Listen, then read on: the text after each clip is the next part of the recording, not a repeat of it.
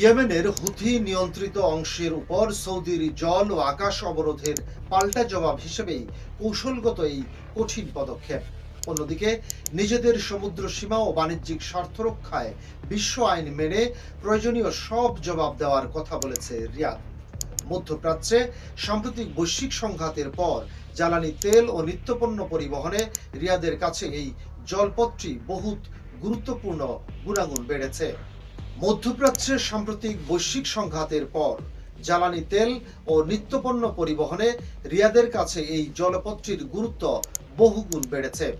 2014 সালে শুরু হওয়া ইয়েমেনের গৃহযুদ্ধের পর থেকেই রিয়াদকে নিজেদের প্রধান শত্রু মনে করে আসছে এই রাজনৈতিক গোষ্ঠী। সৌদি সমর্থিত সামরিক জোটের বাধার কারণেই মূলত হুথিরা গোটা ইয়েমেনের উপর পুরোপুরি নিয়ন্ত্রণ প্রতিষ্ঠা করতে সক্ষম হয়নি।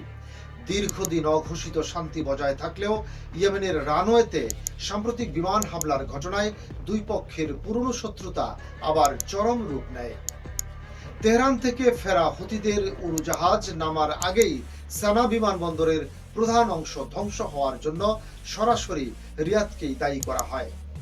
দীর্ঘ বহু বছরের অর্থনৈতিক ও সামরিক অবরুদ্ধ অবস্থার বদলা নিতে চোখের বদলে চোখ নীতি অনুসরণ কঠোর ঘোষণা এসেছে।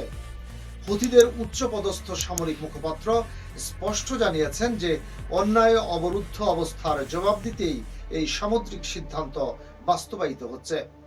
সামাজিক যোগাযোগ মাধ্যমে তাদের জ্যেষ্ঠ কর্মকর্তা জানিয়েছেন যে আন্তর্জাতিক ওই জলপথ দিয়ে সৌদি নৌযান চললেই তা আক্রমণের মুখোমুখি হবে।